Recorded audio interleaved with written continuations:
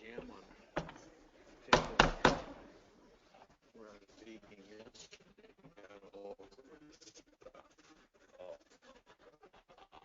Good morning, everyone. Thank you very much for punctually being here for our public session 2.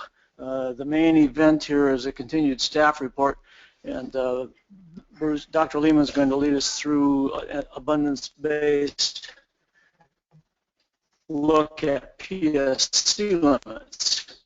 So this is going to look like we didn't plan this very well, but we're going to get up and move to the front row so we can see the screen. So I have no other announcements, except don't forget tonight is the reception in this building, maybe in this room, I'm not sure where it is, in this building anyway, from 7 till 9 if I read the agenda.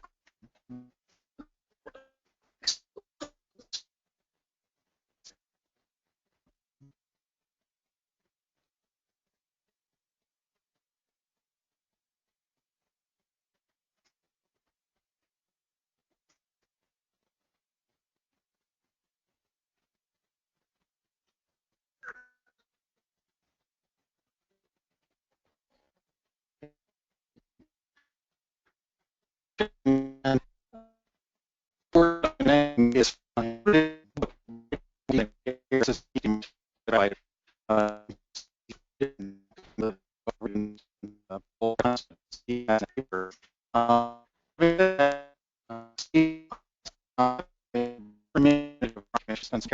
look exactly this, working with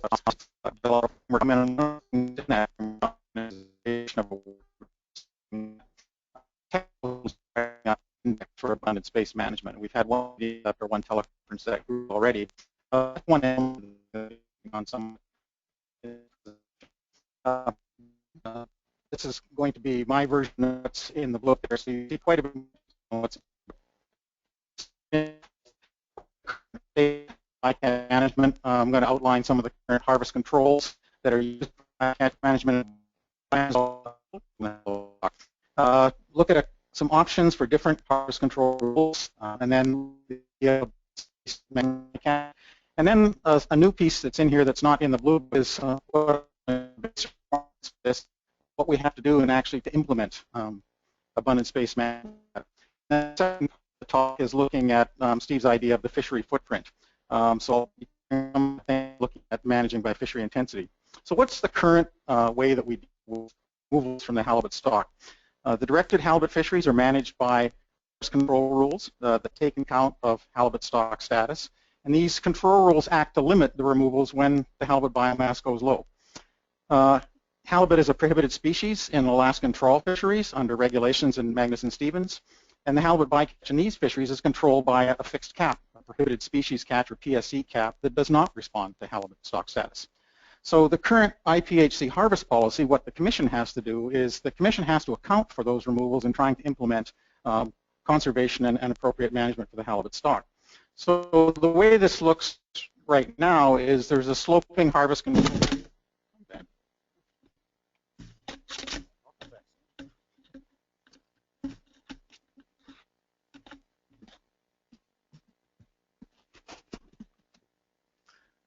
Okay, I'm back. So we have a sloping harvest control rule. As the halibut stock declines, we have two reference points. We have a limit reference point, at which point, in theory, that all the removals, the directed removals under control of the Commission would stop. We have a threshold reference point, which is 30% of the unfished biomass, and at that point we would start ramping down the harvest rate for the halibut stock until, if the stock didn't change in its trajectory, then we would actually shut the fishery down when it got to 20%. Our harvest policy is designed, as Ian was describing yesterday, to avoid that situation, avoiding to get into the 30% threshold limit. And if it does get to that point, then ramping the harvest rate down, it would recover fairly quickly according to the work that we've done on this. Alternatively, this is what goes on with the implied harvest rate from the bycatch fishery when there's a fixed PSC limit. As the stock status of halibut goes down, we go from high biomass levels to low biomass levels, the implied harvest rate from a fixed cap actually increases. So this is exactly the wrong thing you want to have happening when a stock is going down. The other part of this is looking at how the Commission has to adjust its target harvest rates to account for that change in the bycatch fisheries. So even though the implied harvest rate of the bycatch goes up as the stock status goes down, the way the Commission has to deal with the fact that these are removals not under its control is that we have to decrease the target harvest rates we use. So the blue line is what you would do if there was no bycatch going on. The green line is the actual implemented harvest rate that we have to use because we have to decrease the target harvest rate that we're using in the fishery to account for that bycatch that's not under the Commission control. So what can we do about this? What are the potential routes out of this situation? One of them is that the North Pacific Council or the Pacific Council, whoever is doing these things, DFO as well, can independently adopt their own harvest control rules. Or the councils and could work together with the Commission and coordinate on conservation efforts and the trade-offs that are involved with that. So this is just a summary slide looking at, from the idea of a target harvest rates, where are we right now? So on the left-hand side of this, you'll see the solid line representing the harvest rate for the directed fishery, and that's just what I showed you previously in the blue line. And the dotted line represents the harvest rate of the bycatch fisheries under a fixed PSC cap. A second way to look at this is to have a fixed harvest rate for the bycatch fisheries as well as the sloping control rule harvest rates that we use for the directed fishery. So in this case, that's the middle panel. You'd see the dotted line here represents then a fixed harvest rate for the bycatch fisheries. Another alternative is to use a fixed harvest rate with a cap on it. So you might have a harvest rate that's fairly low, but it'd be capped so that the bycatch fisheries can't go above a certain level on that thing. So this is what the harvest rates look like. If you look at the removals that are associated with those harvest rates, this is what you see. So in the status quo, as the stock increases, the yield in the directed fishery increases because there's a harvest rate, sloping harvest rate control rule. The PSC doesn't change. It's fixed, so the dotted line is flat. If we were using a fixed harvest rate for the bycatch fisheries, you would see the situation in the middle panel where both the directed fishery and the bycatch fisheries would increase as the stock status increases. The last option is looking at a fixed harvest rate and a cap. So there you would end up with a sloping harvest control rule, the same as we have for the directed fisheries, but you'd have a cap at the top end of it. So the bycatch would increase up to level up to that cap, and then it would be fixed after that, while the directed fishery would keep on increasing if the halibut stock status increased. So this is the part that's a new element in this presentation, and what I'm trying to look at here is what are the prerequisites that we need to have in place for abundance-based bycatch management that currently aren't there. And we talked quite a bit about this on staff, and we've tried to assign where we think the sort of responsible parties are. So in this slide, you'll see a number of elements, and then in green after those, it's an idea about where the responsibility center might lie for that sort of action. So the first one of these, and this is a very important one, is that we need to have a harvest policy metric that includes all sources of mortality. So this is the point ratio they introduced a couple of years ago. And that's something that the Commission has to define before endorse. The second thing here is the regulatory environment law with limits, and that responsibility lies with the councils and the with that happens. This third element is a really critical one, and that is that we need an index of halibut abundance and this is where there's a really critical gap right now. I'll talk about this a little bit about indices of abundance might be available to us. They don't work as we're not linked to halibut stock status. This is a very important one. The other thing we need is a metric of Steve called the sort of spawning capital idea, which is more commonly known as reproductive value in the ecological literature, or the fisheries. We characterize those fisheries and their impact on the stock. The other part of this that's also very critical is we have to have sampling of those fisheries, and we don't currently have that for all removals in halibut stock, including for the directed fisheries. So there's a very responsibilities here from the councils to DFO and to IPHC to ensure that we have that adequate sampling so we can actually carry removals. moving up to a much higher level of policy discussion on this, there needs to be what the starting point for the footprint of each fishery is. Are we at a point right now where we think that, for example, the bycatch levels are as low as they could be and still have viable groundfish fisheries? This is probably a very high-level policy discussion between Canada and the U.S. about what represents the starting point for the footprint of these fisheries that we want to then move forward with on abundance-based management. And lastly, what we need on this is an agreement on sharing of the total mortality among the fisheries. That's a very high-level policy discussion, and I think this may, in fact, involve a discussion between the two countries about what that sharing agreement might look like. So, dealing with one of the early questions on this was, what can we use as an abundance index for setting bycatch limits? So can we use direct observations from fishery independent surveys, such as trawl surveys that are done for juvenile halibut in various areas? Can we use model-based estimates of abundance of the halibut stock? Or can we combine model-based estimates with auxiliary fishery-dependent information? Do we get information from other fisheries on what their bycatch levels might be and try to put that in as part of a moving index of abundance that we can use to actually tag bycatch to it? Is there some combination of this? And again, coming back to this last question, are they linked to halibut stock status? Because that's the critical element of this. I'm frozen, Jay.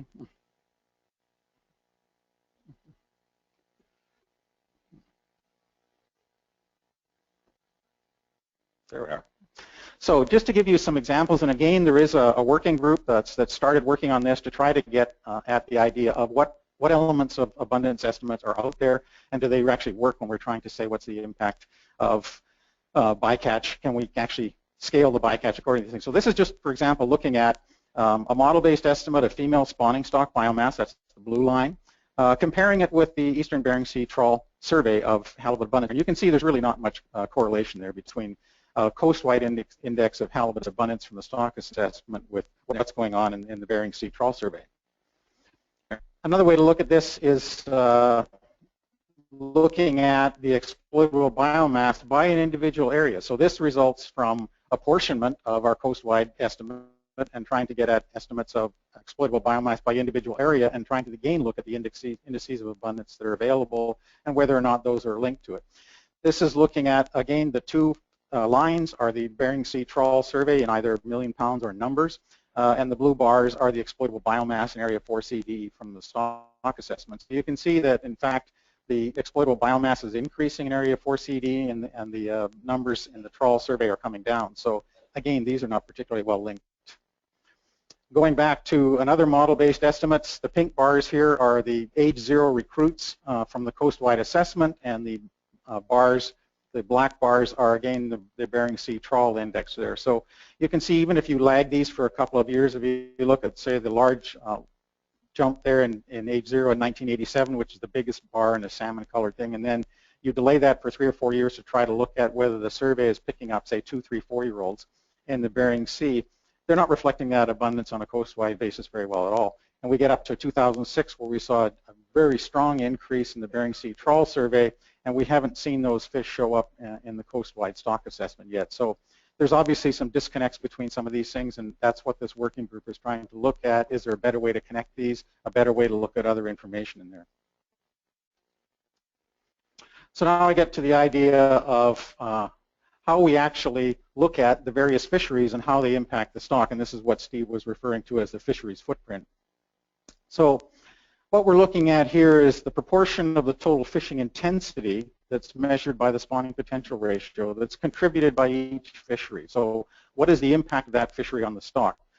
The nice thing about doing something like this is that we can now compare among any fisheries in terms of their impact on the reproductive value of the stock, because that's one of the key things we're trying to focus on here is what's the reproductive value of those fish that are killed in whatever fishery is doing that. It works for bycatch of both small and young fish, it works for the directed fishery, and it works for comparing the directed fishery among regulatory areas. So conceptually, this is a very useful tool for us to use to try to characterize those fisheries. And one of the things that we see in this is that the fisheries have different size compositions, and that makes a big difference on this. So we can look at this two ways in terms of allocation based on yield or allocation based on fishing intensity, the spawning capital or the reproductive value. So the yield-based allocations share a fixed proportion of the total catch. That's one way to do it. The other way to do it, which we think is probably the more appropriate way to do it, is you can share it based on fishing intensity allocation and sharing a proportion of the spawning potential ratio. And this is where we come back to saying, what's our starting point, and then what is the sharing agreement that we work for on this. Here's an example of where the size of fish matters to the footprint. So this is the number of halibut per metric ton of catch that you see in the commercial halibut fishery, about 125 fish per metric ton. The bycatch fisheries, about 465 fish per metric ton, and so on for the sport and the personal use fisheries. So the size of the fish that's caught in each of these fisheries has an impact on how that affects the halibut resource. So Steve worked up this paper that we've, this chart, which Ian has modified a little bit to make this perhaps a little more comprehensible and how we deal with it. So this is looking at the impact of the fisheries in 3 different measures, and this is looking at it from, if we take that a little further and look at what the impact is on the stock, the directed fishery has about a 22% reduction. So the numbers in red here add up to the 60% reduction in SPR that we would use if we were looking at a target of F40%, for example. So that those numbers in red add up to 60%. So if we look at the commercial fisheries, they have about a 22% impact on that reduced spawning potential ratio, whereas the bycatch has about a 29% impact on that because it's using much smaller fish. So these are 3 alternative ways to look at the impacts of removals on the total productivity of the halibut resource. The footprint, of course, responds to a whole bunch of things. Some of those things we can't control, so growth and maturity, natural mortality, migration, movement, we can't control those things. But there are some things we can control. We can control selectivity, we can control the sex ratio and the catch depending on time, area, and gear that's used. We can control discard mortality rates through use of other means to try to improve the survival of fish that are caught in various sectors. We can change the sector contributions. If we're looking at impacts of a particular sector that we wish to reduce, we can start dealing with measures that are specific to that sector. And also we can look at what the target SPR is, or the overall fishing intensity, and that's part of the Commission's harvest policy that we're working on. There are a lot of actions in front of us to try to deal with this in an operational sense. The very first one is for the Commission staff to be working on harvest policy and developing SPR targets for stock management. We then need to sort of characterize all of those fisheries, what's their directed fishery impacts, by getting the information together to try to characterize those fishery footprints. We have to understand and accommodate the effects of migration. This is where the issue of whether or not an index in a particular area is linked to stock status really comes to the fore. Because the fish migrate, the impact in an area is not necessarily restricted to that area in terms of what happens to the halibut stock and its productivity. We need to have actions by each sector to minimize their footprints, and we need to have the sampling that allows us to estimate what those changes are.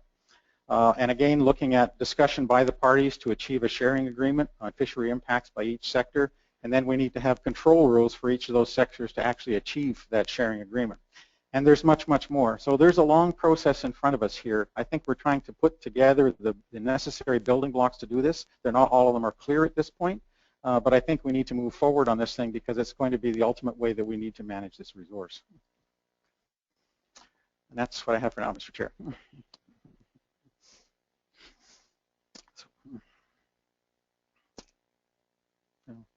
We would welcome questions on this if you want to do that right now. Okay. This is, I said, a much abbreviated version of what's in your blue book. It's, there's a lot more technical detail in the blue book, as well as an appendix in the same presentation in our RAW that has some of the technical details of the models that Steve used to come up with some of these estimates.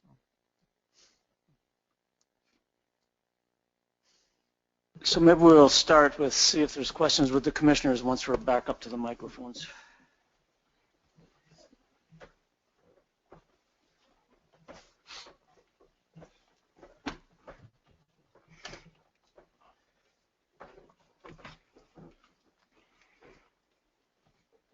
And are there any comments or questions from the commissioners? Okay.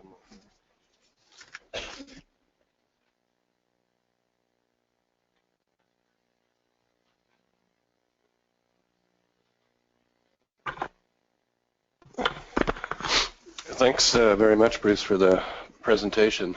Maybe if you go back to your slide 20, the kind of the next steps. So that's a fairly daunting list that you have there. Have you thought about how to proceed from here? Yes, we have, Paul. There is as you'll be talking later this morning on the halibut management framework that the council is developing. We have had discussions with the council about their initiatives moving forward, and one of those things was coming up with one of the working groups that the commission staff is sitting on, looking at things like trying to come up with an adequate index of abundance. The SPR targets is something that the commission staff has been working on. Ian first presented this, I think, in June of 2013 to the NOAA Council meeting, I think. So we've been working on this for a while on coming up with an SPR target for this. We don't yet have targets for management based on SPR, but we believe it's the appropriate way to go because it incorporates all the removals from all sources, whereas right now in our harvest policy we have sort of a background accommodation for what happens in bycatch. We also can move forward with characterizing each one of the sectors by looking at what sampling information is available and identify where there's some gaps in information capture that we need in order to characterize those fisheries. Well, I like the concept myself, Bruce, about the development of the SPR targets.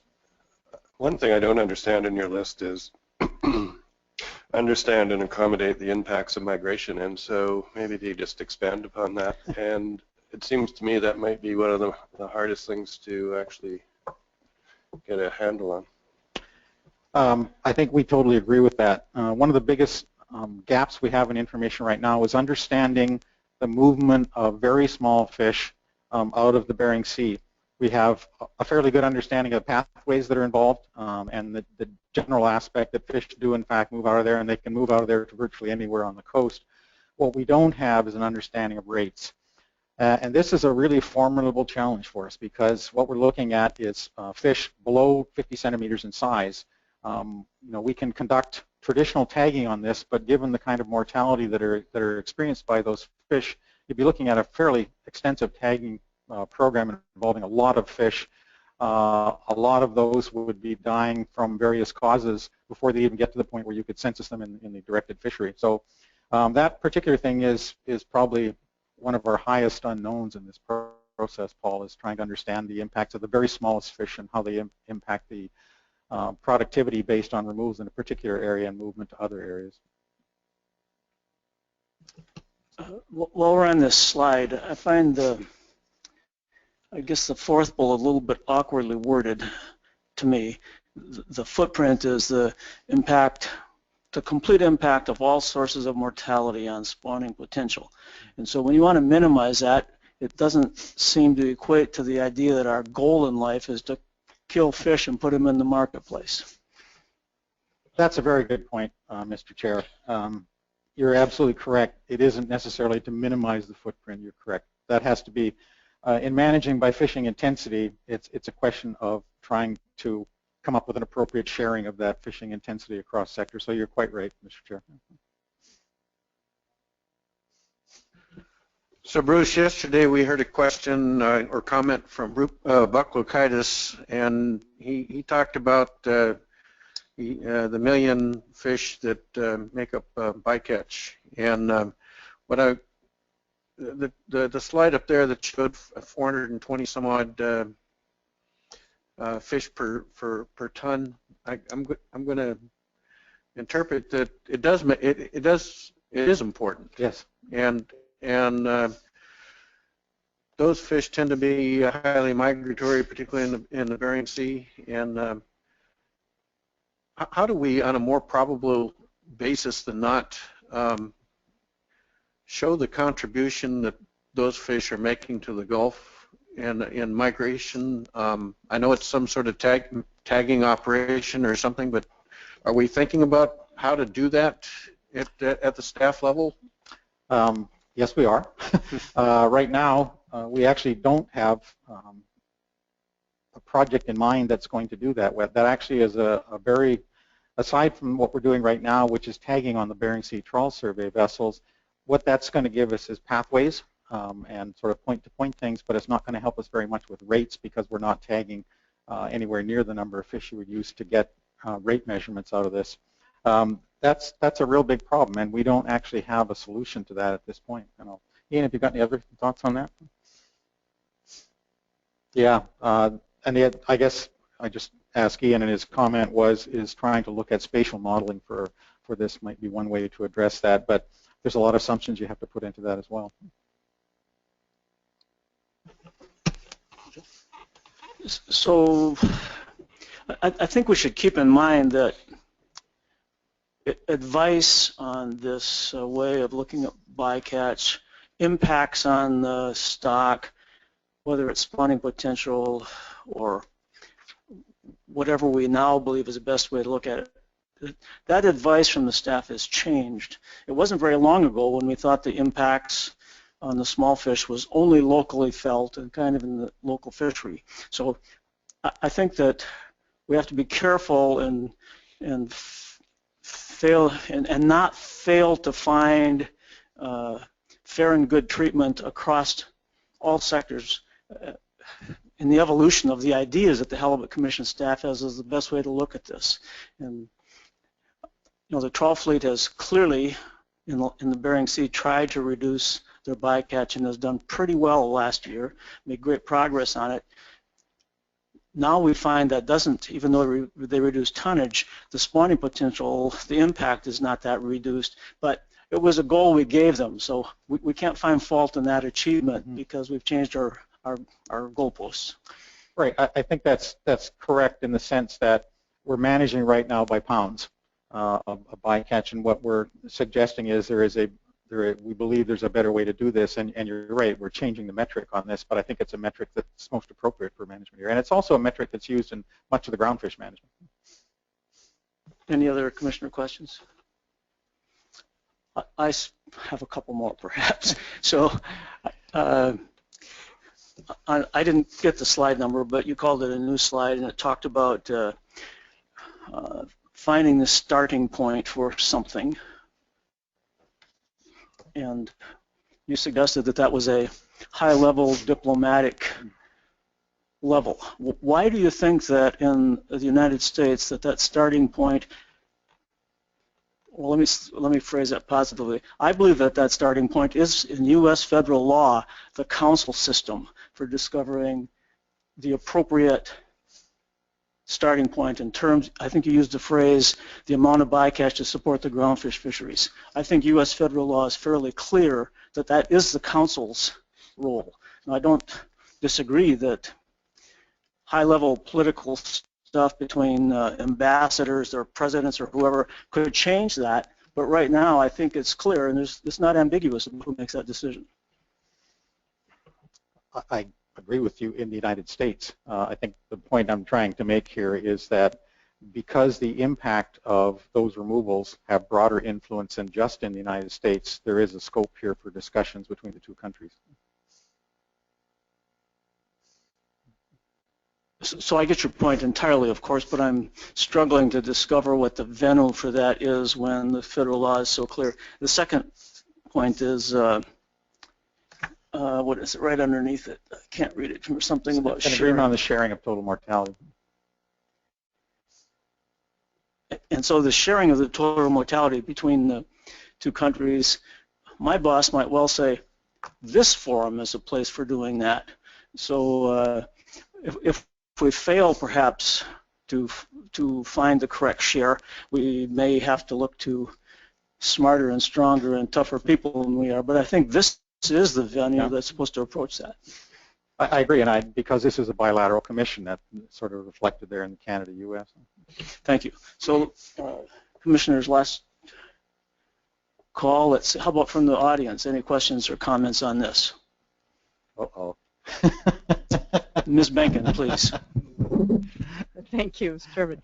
Bruce, I have a question for you on this. As you know, think this is really the direction we need to go, especially looking at the SPR and the impact of the different fisheries on the stock. That right now the way we're managing prioritizes bycatch, and that there's something really fundamentally wrong with that. And I guess looking at what you've presented in terms of all the steps and the pieces that need to be figured out before we can go to the fishery footprint or impact way of managing in an abundance-based framework, is there an interim step that you think helps or hurts, I guess, in going to abundance-based management that would be yield-based, so in pounds or in numbers that stair step down with abundance? Would it help us to do that first and then move towards this impact, or does that slow us down in getting to what I think is the better solution that really incentivizes reducing the impact on especially the small fish? In my view, we can still make progress on some reductions there, and I think that what we've seen over the past year out of work from the trawl sector in Alaska in particular has shown that there is some progress that can still be made on this. And given the fact that some of that progress was as a result of participation in experimental fishing permit on deck sorting that didn't include all the vessels, I think there still is some scope for some reductions on here that's going to be meaningful for halibut management. So I think I agree with you. I think there are some steps that still can be taken in yield-based controlled rules while we're trying to get to the SPR kind of approach to it. Thank you. Simeon, please. Good morning, Mr. Chairman, members of the Halibut Commission. My comment is in regards to the bycatch issue in the Bering Sea, although bycatch is a hot topic all in the Gulf and the Bering Sea. But in regards to the Bering Sea, and in our area in 4C, we're still sitting on the fence. The harvesters of the halibut resource are still going to be on the line for God knows how many years. And I appreciate the, what the Amendment 80 fleet did last year by putting some fish on the table for us to be able to have a harvest as directed halibut fishermen. And then the amount of bycatch that was left on the table this year, along with the Halibut Commission's survey results that were looking into the positive, we're headed in the right direction. Now, how do we continue to go in the right direction here as I see it, which is more fish, more halibut for the directed guys? And the actions that the North Pacific Fishery Management Council did in June on the 25%, I believe, reduction in bycatch here, that's a positive thing, although I still have reservation about that amount yet, because I think at the time I was pushing for a 50% reduction.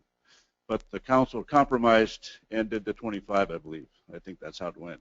And so I still have great concern, although I want to say that I appreciate what's happening here, but I really hope that the Amendment 80 fleet is I know they're here, but I still got to say it, because they really need to be very careful about the results of the bycatch on their directed fisheries.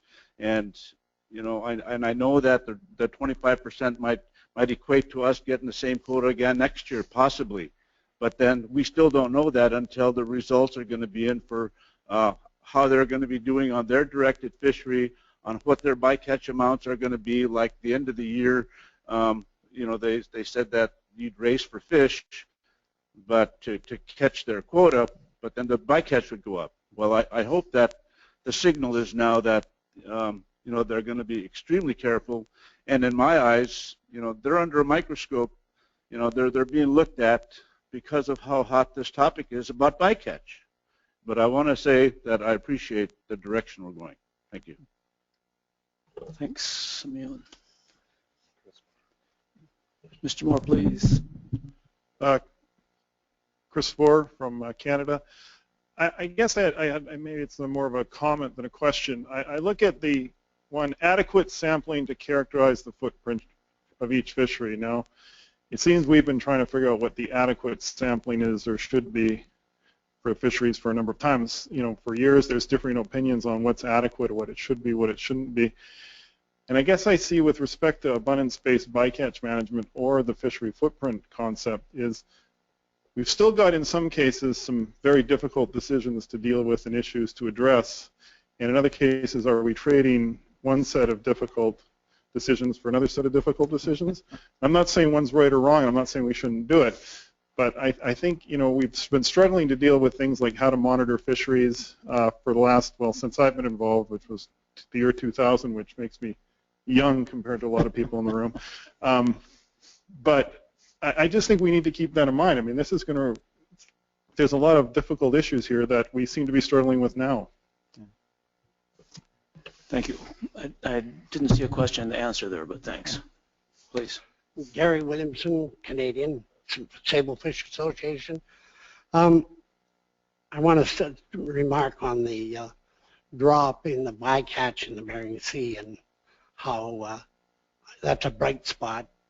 Seems like we haven't had many of those in bycatch, although we have been helped by the salmon. It's helped a lot too. So anyway, I'll just leave that. I just wanted to, that's an aside. What I wanted to talk about was the migration that Dr. Balsager brought up, and you had in your presentation there, Bruce. I've been coming to these meetings for 40 years, and migration has always been a problem. Now, Ian says he's got a spatial model that may come somewhere towards that, but I don't know why it's taken us so long to realize it, so we got to tag these fish and figure out a way to do it. Anyway, that's my comment. I don't disagree with you, Gary, in terms of that being a knowledge gap. And there are some technologies right now, standard wire tagging of small fish, that can be done. The issue is the scale of it and whether or not that can be conducted in a scale, and the fact that if we do, for example, a tagging experiment in 1 year, is that going to be fixed for now and all time? Is that going to be the understanding of the rate there? Rates are likely to be influenced by abundance in particular areas, whether they be receiving areas or origin areas. So it would be something that you couldn't just do it once and say, now we understand it. So I think it's a formidable problem in trying to get an understanding of the rates of movement out of an area. Pathways is not an issue. We can establish that, but it's the rates of movements that's a critical thing. Sure. Well, we can't start any later than right now to get there. We got to get going on it. We can't just talk about it and discuss it and what have you.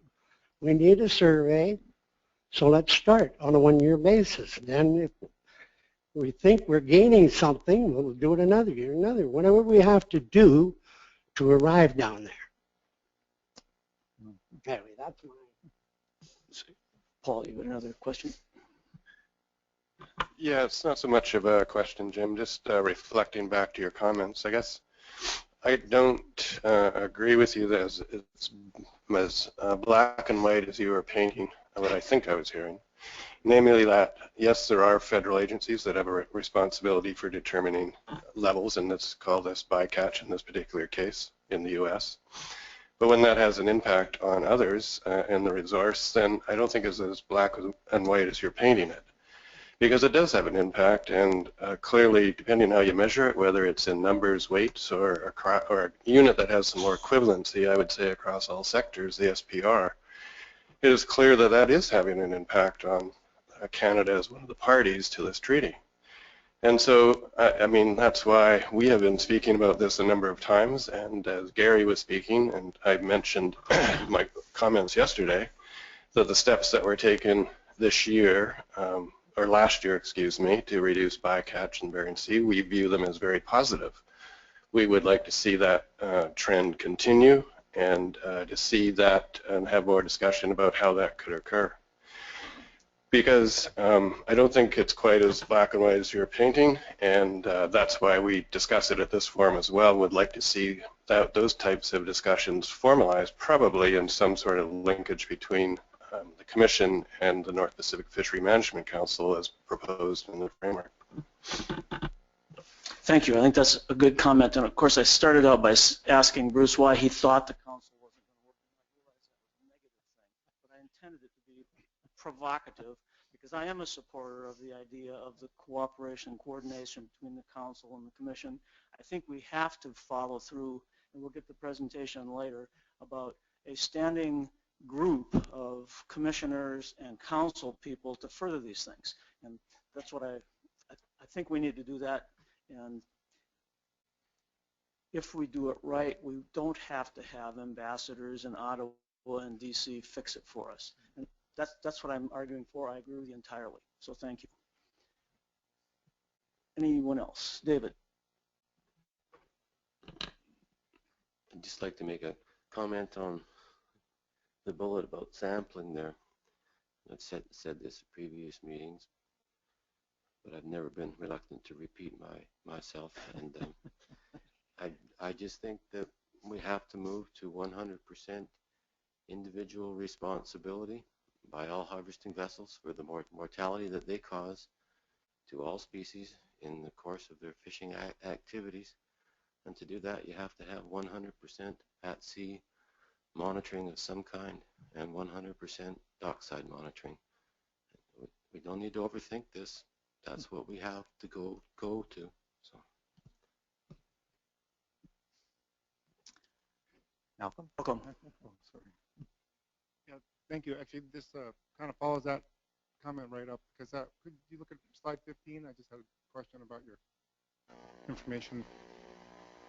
Oh no, I'm sorry. I guess it was the one with the graphs showing the removals. This one? Yep, 18. Sorry.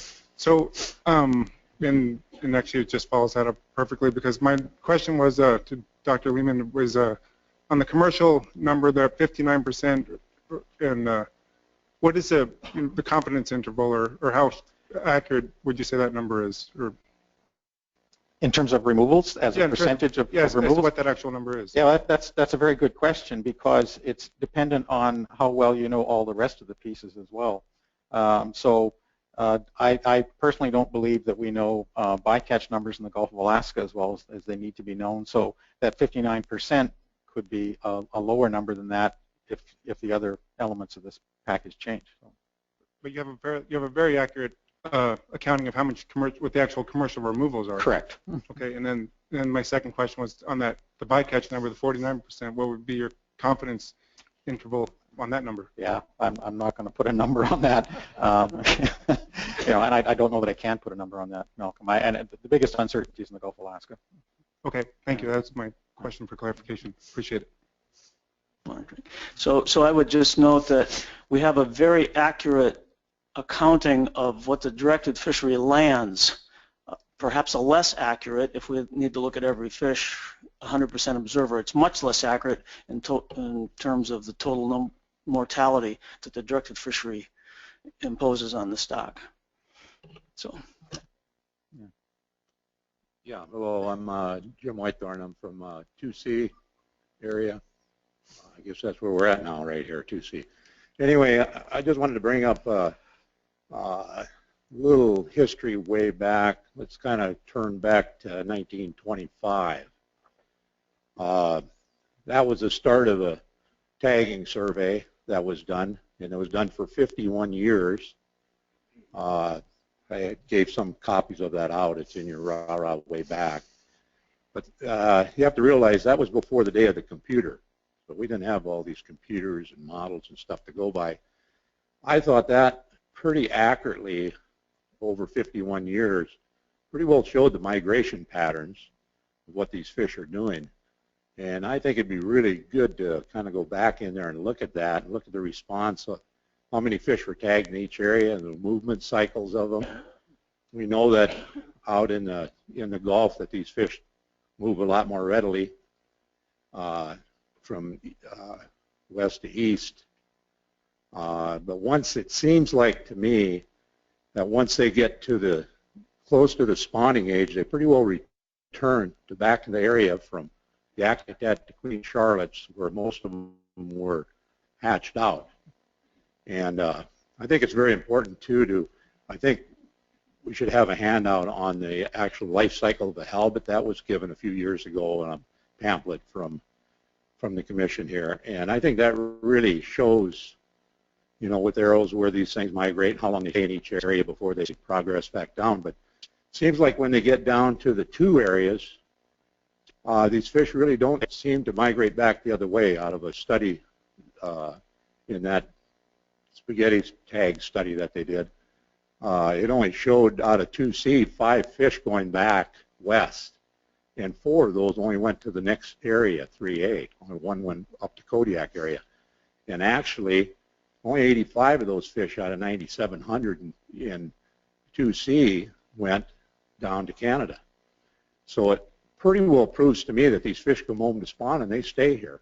They're coming back to their resident until they get caught or die of old age. They go out in the ocean, come back up when the feed comes up. So I think that's another reason we talked about the size of our fish being so large in 2C. Well, one thing I think is that we've been under harvesting compared to 2B for the last 6 years drastically, which gives us bigger animals. We're only taking 1/3 of the bodies out of the water, so we're under harvesting, which creates larger fish. So I think we can learn a lot from that study, and you know, we're saying in the last few years that they migrate 8 to 10% back into our 2 areas, and I think that's probably pretty accurate according to my fishing. So thank you. Thanks, Jim. A couple of points you raised on that are quite good, and if we go look at that historical study, one of the things that came out of the pit tagging study was that it essentially confirmed the results we'd seen from the wire tagging study. The trouble is with the wire tagging study, it was very difficult to make conclusions unequivocally on that because we didn't have an understanding of what reporting rates were like. The pit tagging, because we did the scanning ourselves, we were able to confirm that. So it does, in fact, do what you said, Jim. The problem is it was only for fish that are vulnerable to our survey gear, and so we're still not dealing with the very small fish. We've only had one major experiment on that that was done in the Gulf. We've had some tagging in the Bering Sea, but they don't allow us to conclude anything about rates. So your point is well made about those historical studies, and in fact the pit tagging did confirm that. The point that I would differ with you on that is whether or not they come and stay there, because the pit tagging indicates they keep on migrating throughout their lives, and that was the big change from what we learned from the wire tag.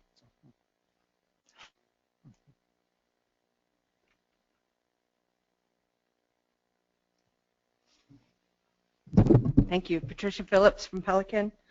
Mr. Lehman, you said that an index of halibut abundance for bycatch removals that is linked to halibut stock status is very important, and best wishes in your future life. But you're giving. Excuse me. You know you. Is something imminent here? I don't. I'm trying to stay focused, though. So you gave a much abbreviated presentation of Mr. Martel's work, and so Mr. Martel and yourself are transitioning out, and so what's the IPHC going to do as they transition forward? Because you mentioned that there's cooperation and coordination with North Pacific Fisheries Management Council on this abundance-based bycatch management. So how is that going to look? Because some of us have a lot of trust in the system. That we've had to learn this trust, I will tell you, about where IPHC is going to, sustain our stock. But as you collaborate with the North Pacific Management Council, how are we going to make sure that our resource is protected for the traditional users of that resource? Thank you. Thank you, Patricia. That's I guess I would like to assure you that the Commission staff will be continuing with this initiative. We recruited a person to replace Dr. Martel, Dr. Alan Hicks, who's a very competent person, and he will be helping carry this process forward. And of course, Ian is remaining with us. I think the new director coming in will heartily endorse the kind of things that we're doing here, but he may bring a slightly different approach to this as well. So I think you should have confidence that we're going to be carrying forward with this initiative.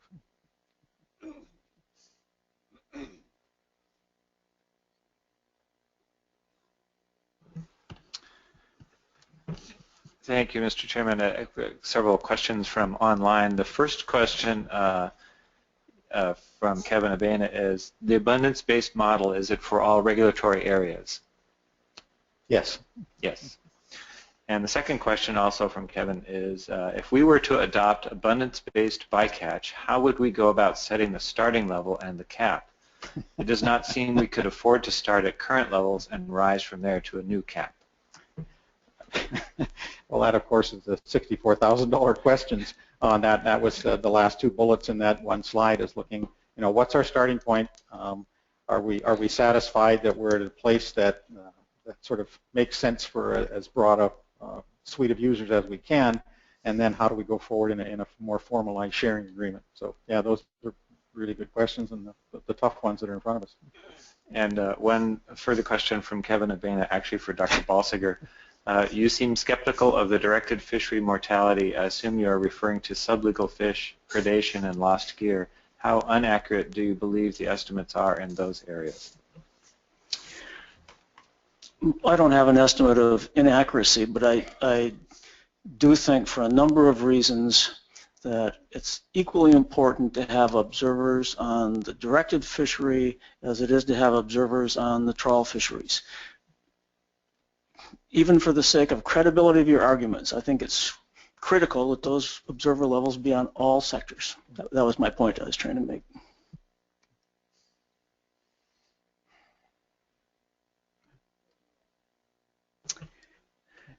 Bruce, we're half an hour early.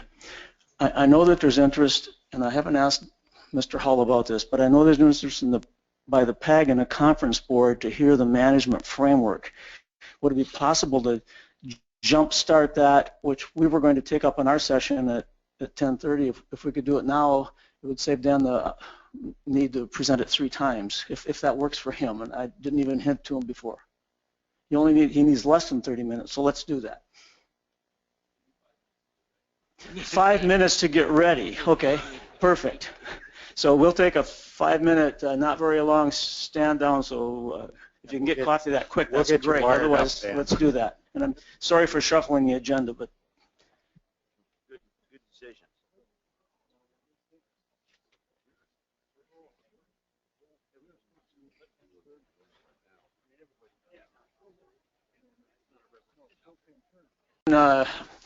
I'm a regulatory law and order guy, so I'm sorry I changed the schedule without notice, but I'll try not to do that anymore. But I think this will be a little more efficient, particularly for Dan, who wouldn't have to give the talk several times, and we'll have the benefit of everyone's comments. So please, Dan, go ahead. All right. Thank you, Dr. Balsiger and Dr. Lehman. For the record, I'm Dan Hull. I'm the chairman of the North Pacific Fishery Management Council. Our executive director, Chris Oliver, had a family emergency and had to leave yesterday morning, so I'll be presenting the Halibut Management Framework document to you. I think you all know where it is in your packets or online. And I'll note that the summary information about the framework is also included in the Council's letter to the IPHC.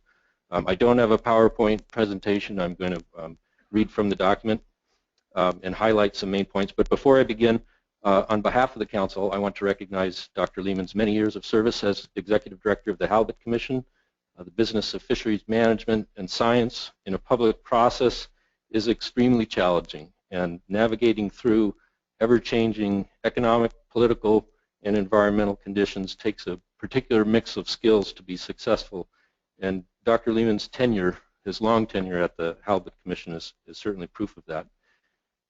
In my time, I've always felt that the Council and Commission could find a way through difficult issues, and I believe that some very constructive work has been accomplished in recent years. Obviously, the need for more collaboration continues to be extremely important, but I want to thank Bruce for all your efforts over the years. I know that Chris Oliver presented the framework document to the Commission at the interim meeting. I think what I'm going to do is hit the high points and describe, in addition, some of our actions from the December Council meeting that provides additional language and what the next steps are. So in conjunction with our June 2015 action to reduce halibut PSC limits in the Bering Sea, Aleutian Island groundfish fisheries, the Council discussed several aspects of halibut management and committed to developing a more explicit framework for consideration of halibut management overall, including enhanced coordination with the IPHC process. And the overall goal of this framework is to identify, define, and track the most important issues, topics, and questions that are necessary to guide the Council's decision about halibut management and to inform Council interactions with the IPHC. With this framework, the Council would become more proactive and directly engaged in its management authority and responsibility for halibut for the benefit of all users. And this, I think, is a key point.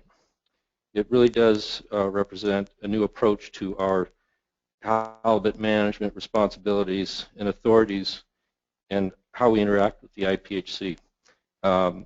It's a recognition that under Magnuson-Stevens Act and the Halibut Act, we have the ability to manage halibut as successfully as we have done our other groundfish fisheries.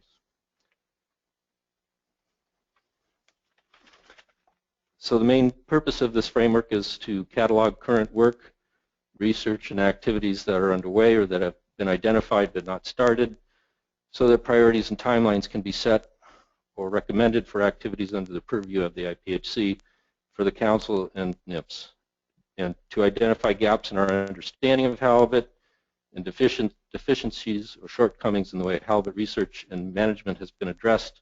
And these are some potentially new areas of work for the Council to pursue, possibly in coordination with the IPHC and NPFMC, to identify ways to improve research and management coordination and communication between the Council, National Marine Fisheries Service, IPHC, and stakeholders. At our October Council meeting, we looked at an outline of this framework document, and we took stakeholder input. We got some feedback from the IPHC, but we did not have a scientific and statistical committee review of the document at that time. We made some additions, and there was further elaboration of the framework for our December Council meeting. At that meeting, we added some elements to the motion or to this framework document. We had input from our advisory panel and stakeholders, but again, we did not have input from our SSC. So much of this framework document has not been reviewed by our scientific and statistical committee. And I guess I would point out overall that it is a work in progress. I don't expect that it will be ever essentially completed. It will continue to be refined and revised as we make progress on different elements of it.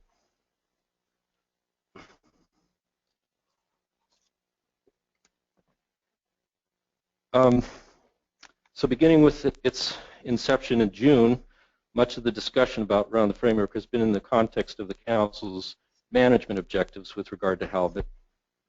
While the immediate genesis of the framework was in the context of halibut bycatch, the Council has articulated an intent for this document to serve a broader purpose regarding overall halibut management.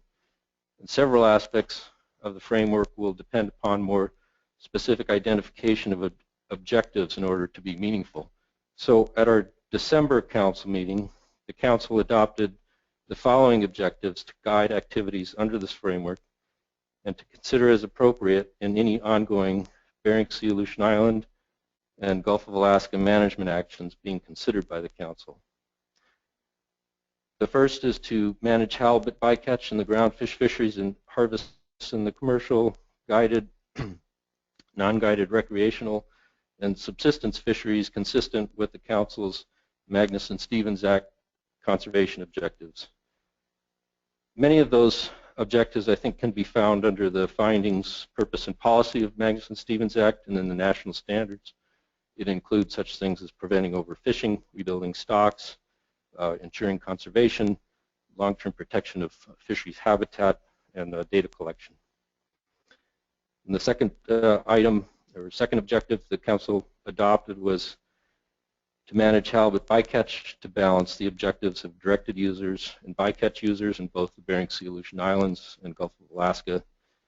By directed users, we mean commercial, sport, charter, and subsistence users. Pursue an abundance-based approach to halibut bycatch and directed harvests in coordination with the IPHC. Provide for the sustained participation of historic participants and fishery-dependent communities. And lastly, to maintain monitoring and catch accounting programs for halibut users in the Bering Sea, Aleutian Islands, and Gulf of Alaska in order to provide the data necessary for management needs. Section 4 describes a variety of research and management issues, and there were a number that in our joint meeting with the Commission, we identified as initial areas of interest. That's in attachment 2 to this document.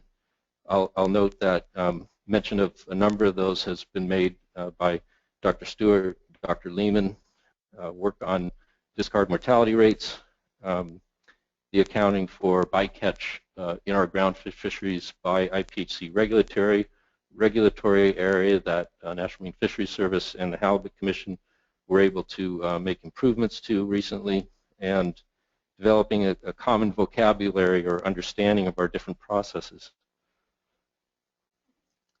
Section 4.1 identifies the main research and assessment issues that our stakeholders and others in our process have identified for consideration. These I'm not going to go through these in a lot of detail right now. This list of candidate issues, it's a list for which there appear to be some varying degrees of uncertainty or disagreement or misunderstanding about them. And again, these have not been reviewed by our SSC. However, I expect that at our February council meeting we will get input back from them on the significance of each one. You'll note in the paper that there is bold text for these different research and management issues, and these are basically staff notations to amplify or request clarification from the council or to describe the progress or status of each of these different items.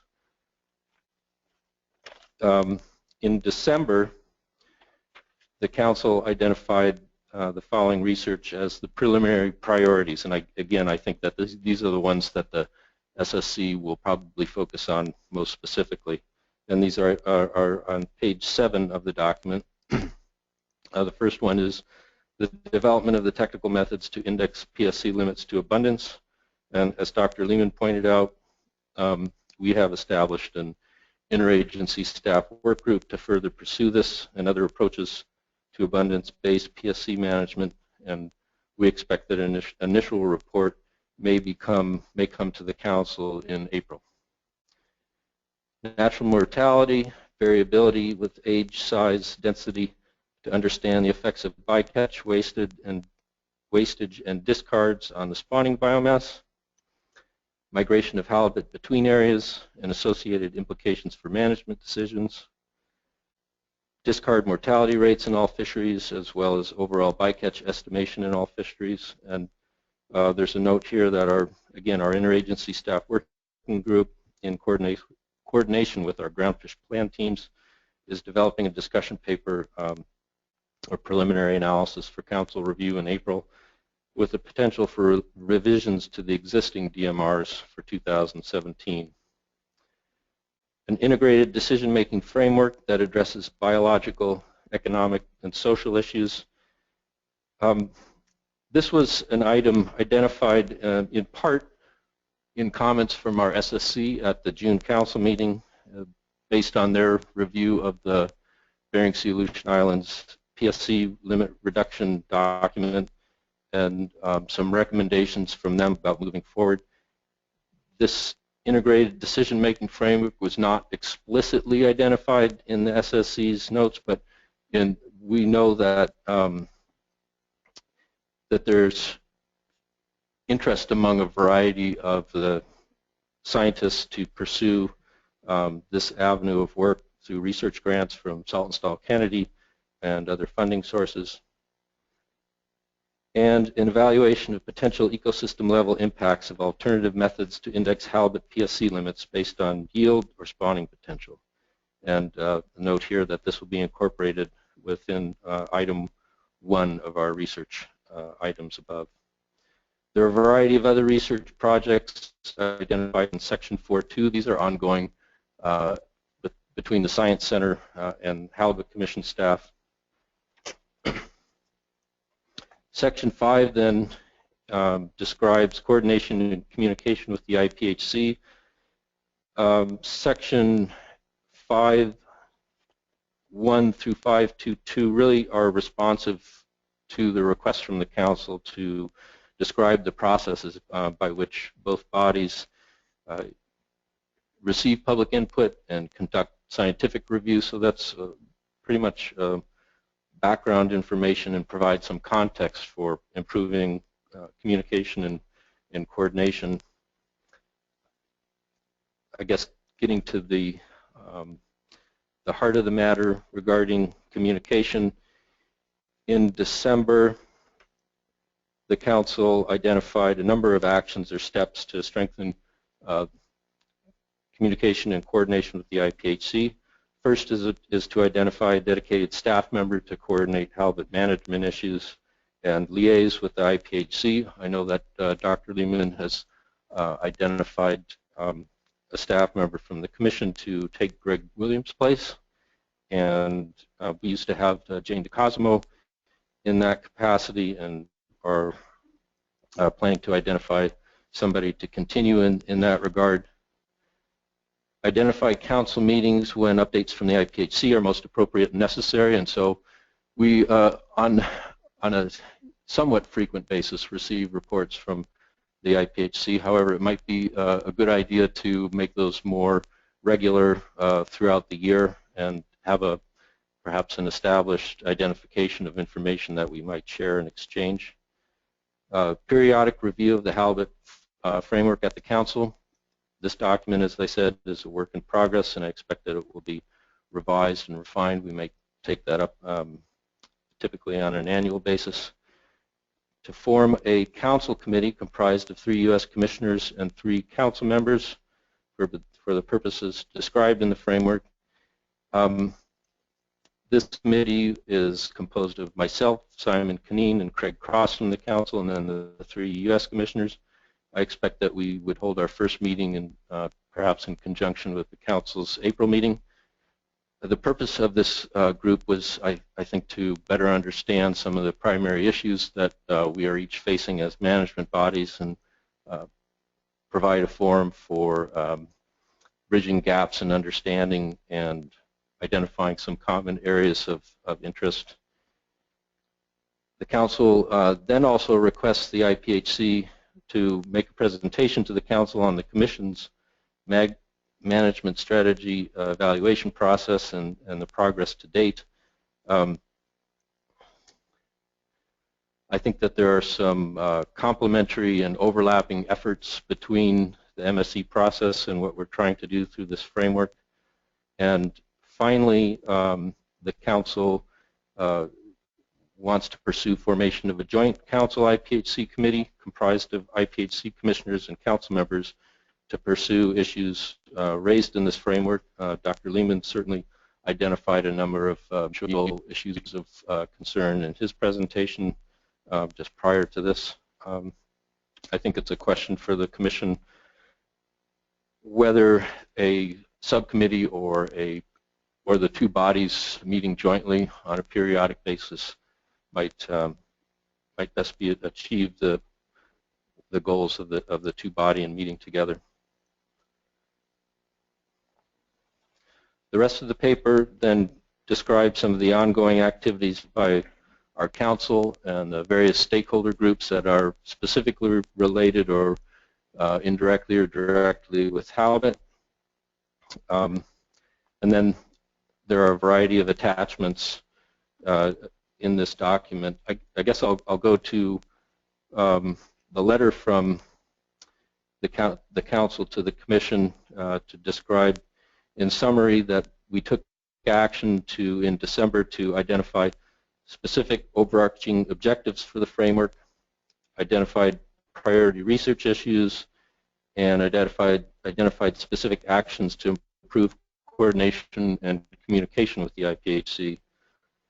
The major items of likely interest to the Commission include the identification of these priority research issues, which again, as I said earlier, will be reviewed by our Council's SSC at our February meeting, as well as consideration of the Council's interest in pursuing some kind of joint protocol committee similar to that which exists between the Council and the Alaska Board of Fisheries.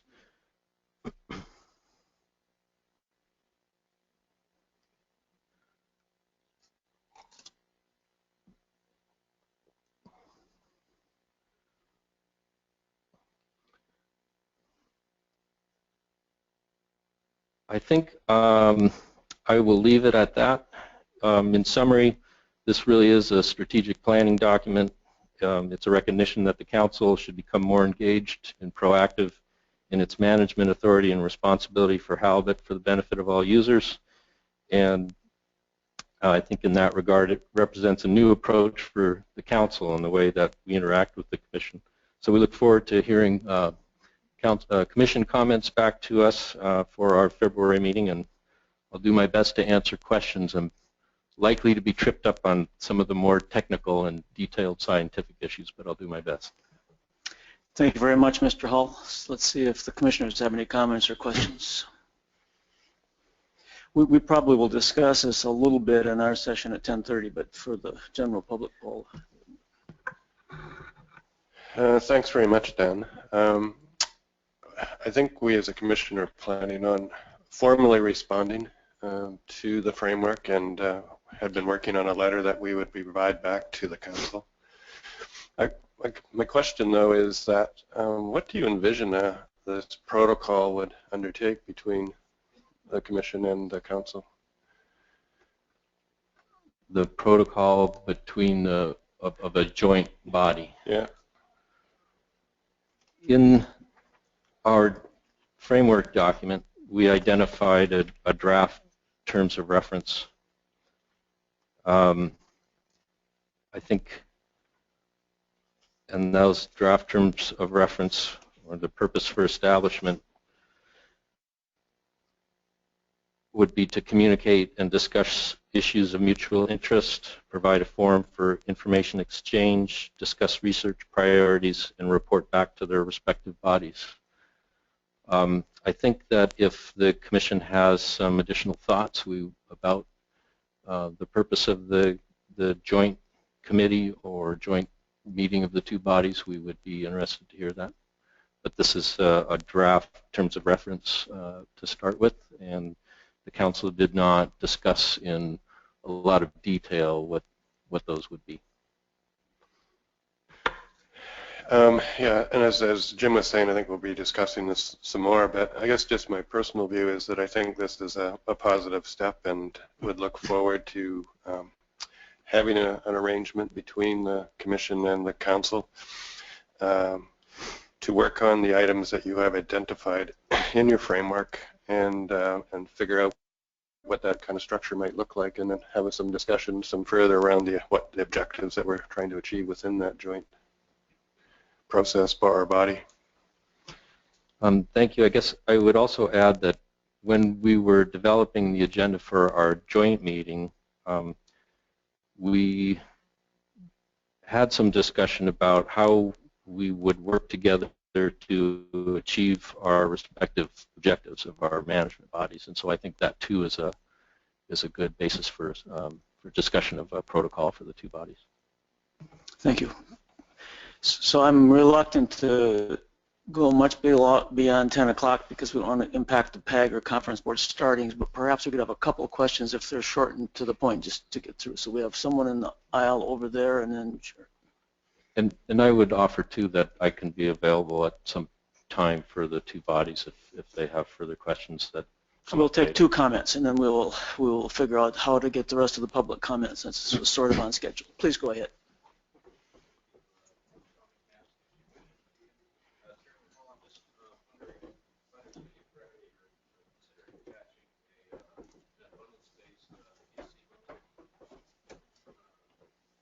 In the bycatch management, I'm just wondering, after all that we did at the June meeting, asking for a 50% reduction, and there's a 25% reduction in the PSC limits, as it turns out, much of the trawl industry is already operating 20% below that PSC limit. The directed halibut fishery ended up with about a 5% net gain.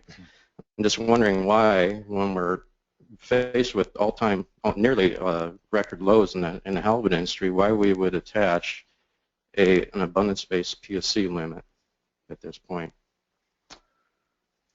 Well, there's interest expressed by all stakeholders in developing an abundance-based approach to halibut management, given that under the current framework or current management plan with fixed limits that as abundance goes down, those fixed amounts come off the top. And so with an abundance-based approach where each sector shares in the burden of the rise and fall of the resource, that expressed by our stakeholders and by council members as well would be a more equitable way to manage the resource. Jerry, please. Yes, thank you, Jerry Christensen from Canada. Thank you for your presentation. I guess I may have misunderstood or misinterpreted, but while I think it's a tremendous idea to improve the communication between a U.S. entity, the Council, and an international body, the International Pacific Halibut Commission, it did sound to me like it was more an arrangement between the U.S. side of the International Pacific Halibut Commission and the Council, and which really would be a unilateral arrangement as opposed to a bilateral one. So it would, I simply guess I'm speaking more to the commissioners, that it would seem to me that it would be more useful and helpful in the long run if the representation if the arrangement between the Council and the Commission was one that reflected the bilateral nature of the Commission as opposed to simply involving commissioners from the U.S. side. Yes, thank you. And so you had directed it to the commissioners. Chairman Hull could certainly answer this, but the Council set up two levels of things. One, first of all, they said we probably should know what the U.S. people think. Second to that, Dan Hull is here to ask whether the International Halibut Commission bilaterally is interested in forming a committee which would be composed of some North Pacific Council members, some Canadian commissioners, and some U.S. commissioners. The numbers of each side is yet unclear, and we're going to discuss how we would want to participate in that clearly bilateral